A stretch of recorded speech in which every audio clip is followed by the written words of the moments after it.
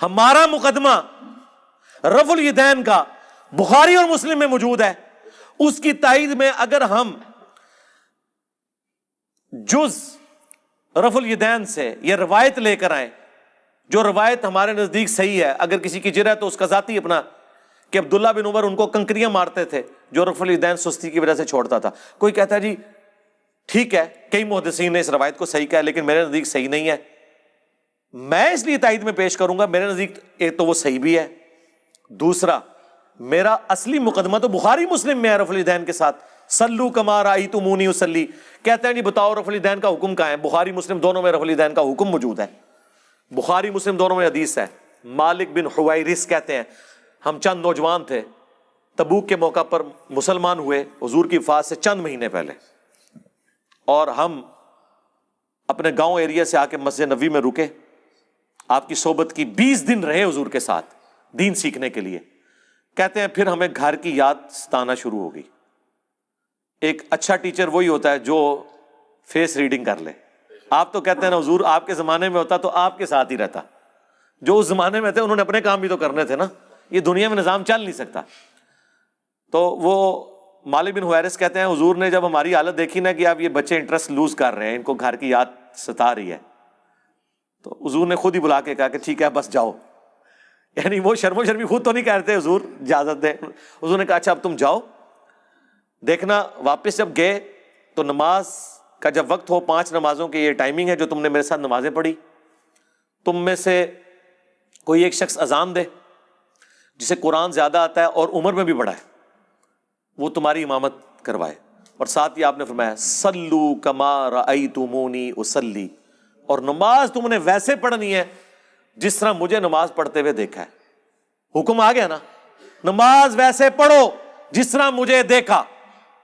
اب اس کے بعد حضور کو کہنے کی ضرورت نہیں ہے کہ میں نماز جب شروع کرتا ہوں تو دیکھو میں اللہ اکبر کہتا ہوں تم بھی اللہ اکبر کہو، میں ثنا پڑھتا ہوں تم بھی ثنا پڑھو، یہ تو کہنے کی ضرورت نہیں ہے. بخاری مسلم دونوں میں حدیث ہے اللہ نے مجھے جوامع کلمات کے ساتھ مبعوث کیا کہ بات مختصر کرتا ہوں اور مفہوم گہرا. ایک جملے میں رفع الیدین کا حکم، تسبیحات کا حکم، ارکان کا حکم آ گیا نا. مالک بن حویرث جو یہ حدیث روایت کر رہے ہیں انہی سے پوچھ لیں کہ حضور نماز کیسے پڑھتے تھے. وہ تابعین کو نماز سکھا رہے ہیں اور کہہ رہے ہیں کہ اس وقت نماز پڑھنے کا میرا ارادہ نہیں تھا، میں صرف اس لیے نماز پڑھ رہا ہوں تاکہ تمہیں بتاؤں کہ نبی علیہ السلام نماز کیسے پڑھتے ہیں. بخاری مسلم دونوں میں موجود ہے. انہوں نے نماز شروع کی تو دونوں ہاتھ کانوں تک اٹھائے، مسلم میں کانوں تک ہے اور بخاری میں صرف الفاظ ہیں کہ ہاتھ اٹھائے. جب رکوع میں جانے لگے تو دونوں ہاتھوں کو بلند کیا کانوں تک، یعنی انگلیوں کے پورے کانوں کی سیدھ میں اور ہتھیلیاں کندھے کی سیدھ میں، اور رکوع سے سر اٹھایا تو ایسا کیا. اور بخاری میں یہاں تک ہے کہ مالک بن حویرث ہر طاق رکعت میں جب تک بیٹھ نہ جائیں دوسری رکعت کے لیے کھڑے نہیں ہوتے تھے، یعنی پہلی اور تیسری رکعت میں بیٹھ کے اٹھتے تھے، یعنی جلسہ استراحت. نبی السلام سے انہوں نے دیکھا. جو لوگ کہتے ہیں حضور بوڑھے ہو گئے تھے اس لیے جلسہ استراحت کرتے تھے، احناف یہ مانتے ہیں کہ رسول اللہ صلی اللہ علیہ وسلم نے جلسہ استراحت کیا ہے، لیکن یہ جلسہ استراحت نام بتا رہا ہے کہ یہ راحت کے لیے ہے. راحت کی ضرورت وہاں ہوتی ہے جہاں تھکاوٹ ہوتی ہے. احناف کہتے ہیں کہ رسول اللہ صلی اللہ علیہ وسلم کی عمر جب زیادہ ہوئی اور آپ کی رکعتیں بہت لمبی لمبی ہوتی تھیں تو تھکاوٹ کی وجہ سے آپ دوسرا سجدہ کرنے کے بعد ڈائریکٹ قیام نہیں کرتے تھے بلکہ تھوڑی دیر بیٹھتے تھے. نبی صلی اللہ علیہ وسلم کا صحیح حدیث سے ثابت ہے آخر عمر میں وزن پہلے کی نسبت زیادہ ہو گیا تھا، جو سب کا ہوتا ہے عمر کے ساتھ وزن بڑھتا ہے. تو حضور نے مالک بن حویرث کو کیوں نہیں کہا کہ میں بوڑھا ہو گیا ہوں، تم نے ڈائریکٹ کھڑے ہونا ہے پنجوں کے بل؟ اور وہ پھر ضعیف روایت ترمذی سے لے کے آتے ہیں، امام ترمذی نے خود لکھا یہ روایت صحیح نہیں ہے. دیکھو اندازہ کرو، ہماری روایت بخاری مسلم میں، اور اس سے بڑھ کر بخاری میں 6251 نمبر حدیث ہے. ایک صحابی نے جب تیزی سے نماز پڑھی تھی حضور نے کہا السلام علیکم کا جواب دیا، وعلیکم السلام کا، دوبارہ نماز پڑھ تو انہوں نے نماز پڑھی 3 دفعہ ایسے ہوا. چوتھی بار اس نے کہا حضور سکھا دیں. آپ نے فرمایا تھا سکون سے وضو کرو، قبلہ رخ کھڑے ہو، قرآن پڑھو، رکوع میں جاؤ. پھر آپ جب سجدے میں پہنچے آپ نے فرمایا سجدہ کرو، پھر 2 سجدوں کے درمیان بیٹھو، پھر دوسرا سجدہ کرو، پھر بیٹھو، اور پھر اگلی رکعت کے لیے کھڑے ہو. یہاں تو حضور نے حکم دیا جلسہ استراحت کا، حنفیوں نے چھوڑ دیا. تو ہم تو اصلی روایتیں بخاری مسلم میں جس پہ ساروں کا اتفاق ہے، جسے کوئی ضعیف نہیں کہتا، اس کی تائید میں وہ روایتیں لے کے آتے ہیں جن میں اختلاف ہے. آپ تو سٹارٹ ہی وہیں سے کرتے ہیں کہ جس میں اکثریت ضعیف.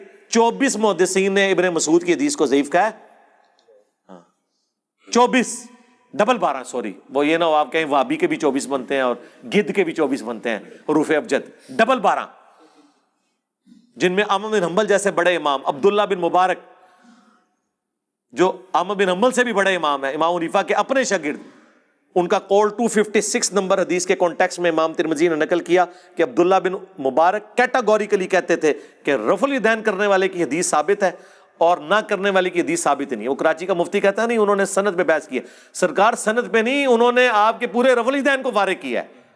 وہ کہتے ہیں ابن مسعود کی حدیث ثابت ہی نہیں ہے، اور امام ابو داؤد نے بھی کمنٹس نقل کیے وَلَيْسَ بِصَحِيحٍ عَلَى هَذَا الْمَعْنَى کہ یہ ابن مسعود کی حدیث ان معنوں میں درست نہیں ہے۔ اور یہی روایت مشکات والوں نے جب نقل کی، انہوں نے بھی ابو داؤد کے کمنٹس نقل کیے ساتھ۔ یہ لوگ اپنے جعلی مسئلوں کے ثبوت میں وہ روایتیں لے کے آتے ہیں جنہیں اکا دکا محدثین نے صحیح کہا ہوتا ہے، باقی صاحب نے ضعیف۔ ہم اپنے اصلی مسئلوں میں جن کی جڑ قرآن بخاری مسلم میں موجود ہوتی ہے، اس کی تائید میں وہ روایتیں لے کے آتے ہیں جن کے اوپر تھوڑا بہت اختلاف ہوتا ہے۔ ہماری اصل تو وہاں ہے،